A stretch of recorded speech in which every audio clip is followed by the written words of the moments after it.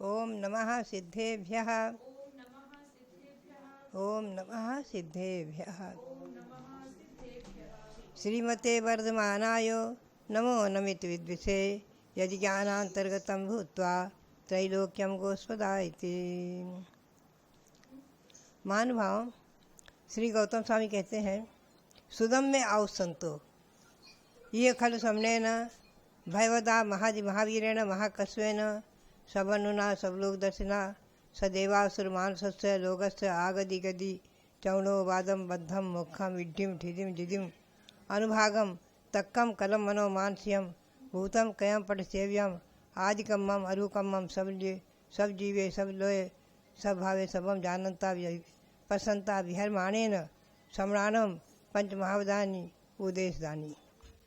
यानी श्री गौतम स्वामी ने कहा है कि यह आयुष्मंतो मैंने सुना है कि भगवान महावीर जो साक्षात यहाँ विहार कर रहे हैं, सर्वज्ञ हैं, सर्वदर्शी हैं, तीनों लोगों को तीनों कालों के एक साथ देख रहे हैं, जान रहे हैं, ऐसे सर्वज्ञ सर्वदर्शी भगवान महावीर ने क्या क्या कहा है, साधुओं के लिए पंच महाव्रत का उपदेश दिया है, तो क्या क्या जान रहे हो, देख रहे हैं, सो बहुत सुंदर वर्णन है, बहुत सुंदर।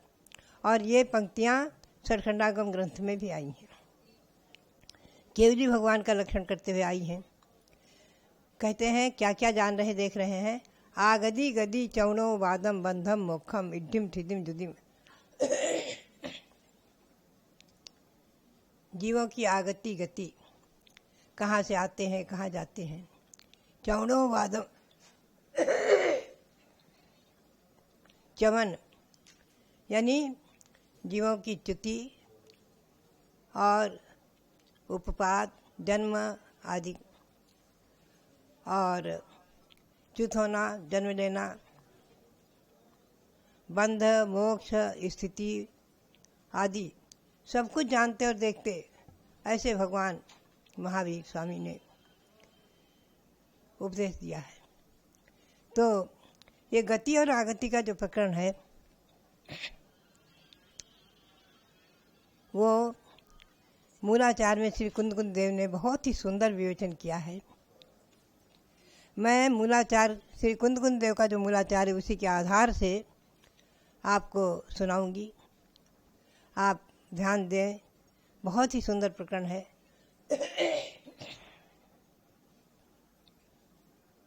मूलाचार उत्तरार्ध पर्याप्ति अधिकार में वर्णन है।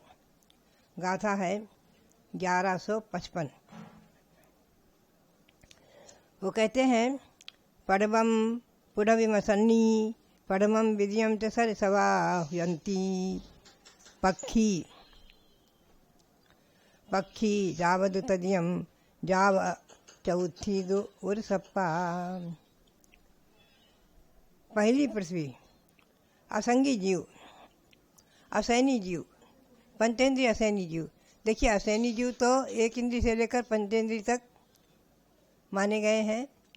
तो एक इंद्रिय, दो इंद्रिय, तीन इंद्रिय, चार इंद्रिय असैनी ही होते हैं, मन रहित ही होते हैं, ध्यान रखें। और पंचेंद्रिय में दो भेद हैं, सैनी और असैनी, संगी और असंगी। तो जो असंगी पंचेंद्रिय है, जिनके मन नहीं है, ऐसे असंगी पंचेंद्रिय जीव तिर्यंच मनुष्य नहीं होंगे, ध्यान रखें। ऐसे असंगी तिर्यंच पंचेंद्रिय वो अधिकतम अगर पाप करें, नरक में जाए तो पहली पृथ्वी तक ही जा सकते हैं, इसके नीचे नहीं जा सकते। उनमें क्षमता और योग्यता नहीं है इतने पाप की। और सरीसृप जाति के कोई सर्प हैं जो पहली और दूसरी पृथ्वी तक जा सकते हैं। पक्षी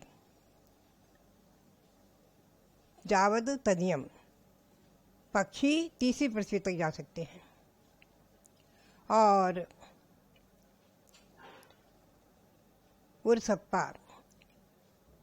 सरक कर चलने वाले ऐसे पंचेंद्रिय पशु चौथी पृथ्वी तक जा सकते हैं। सिंह पांचवी पृथ्वी तक। पंचमित्ति सिंहा इथिवो जंती छठी प्रवृत्ति गच्छन्ति माघवीतीय मच्छा मनुयायते पापा पावा। ये कहते हैं देखो कि सिंह 5वीं पृथ्वी तक जा सकते हैं, कितना ही अधिक पाप करे सिंह 5वीं पृथ्वी के नीचे नहीं जा सकते। और स्त्रियां स्त्री पर्याय से कर्मभूमि स्त्रियां ही भोगभूमि के जाने का सवाल ही नहीं, भोगभूमि स्त्री और पुरुष देवयोनि को ही प्राप्त करते नियम है। कर्मभूमि स्त्रियां 6ठी पृथ्वी तक जा सकती हैं, अधिकतम पाप करने वाली 6ठी पृथ्वी तक ही जा सकती हैं। और 7वीं पृथ्वी में मच्छा मनुयाये पापा पावा, पाप करने वाले मनुष्य और मत्स्य आदि ये 7वीं पृथ्वी तक जा सकते हैं। यानी ये नियम अपने आप निसर्गतः अनादि व्यवस्था स्वयं बनी हुई है। कोई प्रश्न करे ऐसी व्यवस्था क्यों बनाई, तो हमेशा ध्यान रखें दिगंबर जैन परंपरा के अनुसार, जैन परंपरा के अनुसार तीर्थंकर भगवंत ने जो उपदेश दिया है, जो भी व्यवस्था बताई है वो बताई है, बनाई नहीं है। ये हमेशा ध्यान रखें, बताना और बनाना बहुत अंतर पड़ गया। सृष्टि की व्यवस्था तीर्थंकर भगवंतों ने बताई है, बनाई नहीं है। 3 लोक में क्या हो रहा है, कहाँ क्या है, तीर्थंकर भगवान ने बताया है, बनाया नहीं है। 3 लोक कैसा है, क्या है आदि। तो ये व्यवस्था अनादि की आपने ध्यान दिया कि सिंह व्याघ्र आदि पहली पृथ्वी से लेकर 5वीं पृथ्वी तक जा सकते हैं। महापाप से परिणत हुए स्त्रियां पहली पृथ्वी से लेकर 6ठी तक, और महाहिंसक पाप से परिणत हुए मत्स्य महामत्स्य मनुष्य आदि पहली पृथ्वी से लेकर 7वीं पृथ्वी तक जा सकते हैं। वो भी उत्तम संवरण दिन के हैं ऐसे मनुष्य ही। आज इस पंचम काल में उत्तम संवरण नहीं है, 3 हीन संवरण ही है। स्त्रियों के तो चतुर्थ काल में भी 3 हीन संवरण ही रहते हैं, और पुरुषों में पंचम काल में 3 संवरण ही है, उत्कृष्ट संवरण नहीं है। इसीलिए मोक्ष प्राप्ति की क्षमता योग्यता पंचम काल में नहीं है, और ना 7वें नरक जाने की क्षमता योग्यता। ये ध्यान रखें। तो ये महामत साधिक जो 7वें नरक जाने वाले हैं, इसमें अधिकतम स्वयंभू रमण समुद्र में होने वाले, और स्वयंभू रमण का आधा द्वीप जो है, वो आधा द्वीप भी असंख्यातों द्वीप समुद्र के बराबर हो जाता है, क्योंकि जम्मू द्वीप से लेकर एक द्वीप समुद्र दूने दूने दूने दूने विस्तार वाले होते गए हैं। तो असंख्यातवां द्वीप और असंख्यातवां समुद्र तो बहुत बड़ा हो जाता है, उसके अंदर असंख्यातों द्वीप समा जाए। तो ये मैंने आपको बताया। अब अगली गाथा लेते हैं। ये वो कहते हैं तो जाने की बात बताई, आने की बात बताओ कि नरक से निकलकर क्या क्या कहाँ कहाँ जा सकते हैं, कहाँ कहाँ क्या क्या प्राप्त कर सकते हैं। ये नियम है कि नारकी 2 ही गति प्राप्त कर सकते हैं, या तिर्यंच या मनुष्य। नरक से निकलकर नारकी न तो देव हो सकते, पुनः नारकी हो सकते हैं, तिर्यंच ही होंगे एक बार। यह नियम है कि नरक से निकलकर कोई भी नारकी डायरेक्ट नरक योनि में नहीं जा सकता, न देव योनि में। 2 योनि उनके लिए बिल्कुल ही बंद है। नरक से निकलकर नारकी या मनुष्य हो गया तिर्यंच, ये अकाट्य नियम है।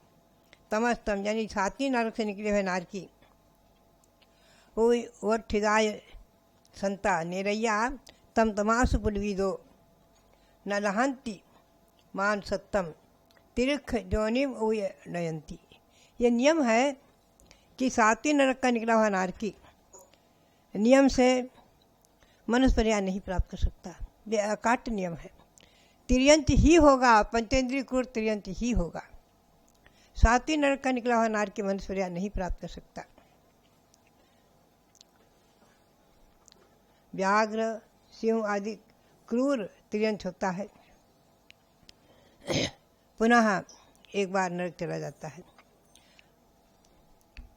बालेस्य दाढ़ीस्य पक्षीस्य जलचरेषु वन्ना संखेद्य आउठिद्या पुनोवि निर्यावहा होन्ति। आश्चर्य की बात है कि सातवें नरक से निकले हुए नारकी सर्प, दाढ़ वाले पशु पक्षी जलचरों में उत्पन्न होकर संख्यात वर्ष की आयु वाले होते हैं, पुनः मरकर नारक अवस्था को ही प्राप्त करते हैं। संख्यात वर्ष की आयु वाले मैंने कर्म भूमि, असंख्यात वर्ष की आयु होती भोग भूमि में। कर्म भूमि में संख्यात वर्ष की ही आयु है, असंख्यात वर्ष की नहीं है। असंख्यात वर्ष की आयु भोग भूमि में ही होती है, पल्य की हिसाब से। भोग भूमि में पल्य से आयु है, 1 पल्य 2 पल्य 3 पल्य आदि। जहाँ पल्य शुरू हुआ वहाँ असंख्यात वर्ष शुरू हो गया। तो ये व्यवस्था सिंह, व्याघ्र, शुकर आदि, गीद, भेरुंड आदि पक्षियों में और जलचर मछली आदि मत्स्य, मगर, परियां में उत्पन्न होकर संख्यात वर्ष की आयु वाले कर्मभूमि तिर्यंत ही होते हैं। पुनरपि यहाँ पर पाप करके उस पाप के वश मरकर नारकी ही होते हैं। सातवीं नरक का निकला हुआ नारकी तिर्यंत होकर के वापस पुनः एक बार नरक में ही जाता है। ऐसा कोई नियम बना हुआ है। तात्पर्य यह है कि सातवीं पृथ्वी से निकलकर दाढ़ वाले ब्याल, आग्र, हिंद, जंतु, पक्षी जलचरों में जन्म लेकर पुनः नरक में चले जाते हैं। ये तो सातवीं नरक की बात आई। अब छठे नरक से निकल करके नारकी कहाँ कहाँ जा सकते हैं? तो छठे नरक से निकले हुए नारकी अगले भाव में मनुष्य पर्याय के साथ मनुष्य पर्याय प्राप्त कर सकते हैं। छठे नरक से निकले हुए नारकी तिर्यंत, क्रूर तिर्यंत अथवा मनुष्य भी हो सकते हैं, लेकिन मनुष्य पर्याय प्राप्त करके उस भाव में वो संयम नहीं प्राप्त कर सकते। उतनी उनमें क्षमता और योग्यता नहीं आ सकती कि संयम ग्रहण कर सकें। कदाचित सम्यक दर्शन ग्रहण कर सकते हैं। छठे नरक से निकला हुआ नारकी सम्यक की प्राप्ति कर सकते हैं कदाचित कोई, लेकिन संयम की प्राप्ति उनके लिए असंभव है। होद्यदु संयम लाभो पंचम खिदि निगदस्य देवस्य नंति पुन अंत क्रिया नियमा भवसंकिदेशेन। पांचवी नरक से निकले हुए नारकी भले ही संयम प्राप्त कर सके। पांचवी नरक से निकला हुआ नारकी कदाचित नरक पर्याय में संयम प्राप्त कर सकते हैं, किंतु नियम से उस भाव से मोक्ष नहीं प्राप्त कर सकते। पांचवी नरक का निकला हुआ नारकी उस भाव से मोक्ष नहीं जा सकता। संयम प्राप्त कर सकते हैं कदाचित। होद्यदु निबुद्धि गमनम चौथी खिद निगद सजीवस् नेमा तिथेरत्तम नत्थि जिनेहिं पन्नत्तम। चौथी पृथ्वी से निकले हुए नारकी कदाचित उस भाव से मोक्ष प्राप्त कर सकते हैं। मोक्ष गमन की योग्यता आ सकती है, कोई मनुष्य मोक्ष प्राप्त कर सकते हैं, लेकिन यह नियम है कि तीर्थंकर प्राप्त नहीं कर सकते। तीर्थंकर प्रकृति का बंधन नहीं कर सकते, उतनी उनमें क्षमता योग्यता नहीं आ सकती। चौथे नरक से निकला हुआ नारकी कदाचित मोक्ष प्राप्त कर सकता है संयम प्राप्त करके। अब बताते हैं आगे। तेन परम पडवीसुय भज निद्रा वरिमा हुनेरय्या नेमा अनंतर भवे तिथ्यरत्तस्य उपत्ति। इसके आगे चौथी पृथ्वी से परे अर्थात पहली, दूसरी और तीसरी पृथ्वी वाले नारकी निकल वहाँ से निकलकर पहली, दूसरी और तीसरी पृथ्वी के नारकी वहाँ से निकलकर संयम प्राप्त भी कर सकते हैं, मोक्ष की प्राप्ति भी कर सकते हैं, तीर्थंकर पद भी प्राप्त कर सकते हैं। ये नियम है, इसमें निषेध नहीं है। सातों नरकों से निकले हुए नारकी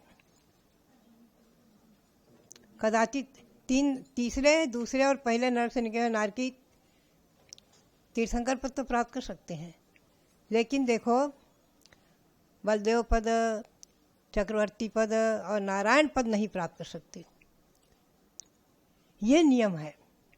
यानी नरक से निकले हुए नारकी पहली नरक से भी निकलकर नारकी तीर्थंकर बन सकते हैं, पहली, दूसरी, तीसरी नरक से नारकी, लेकिन बलदेव, वासुदेव, चक्रवर्ती नहीं हो सकते, क्योंकि ये पद संयम से ही प्राप्त होते हैं।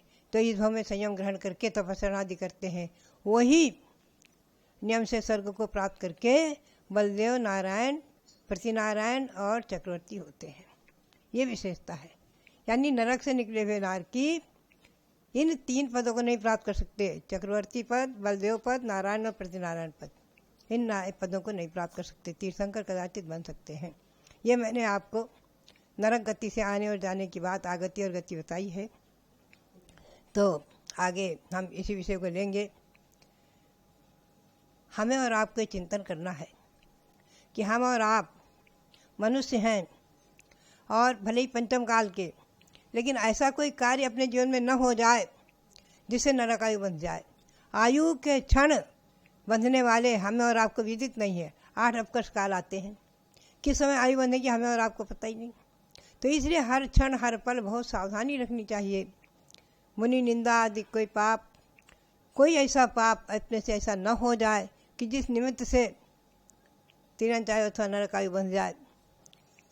भव्यात्माओं, हम और आप हमेशा सावधान रहें और हमेशा ध्यान रखें कि अणुव्रत और महाव्रत को ग्रहण करके हम और आप पुरुषार्थ करें। देव योनि, अणुव्रत और महाव्रत से देव योनि ही प्राप्त होती है। अणुव्रती महाव्रती बनकर अपने जीवन में मनुष्य पर्याय को सार्थक करें। यही प्रेरणा और आप सबके लिए बहुत बहुत बहुत बहुत मंगल आशीर्वाद, बहुत बहुत मंगल आशीर्वाद। हमारे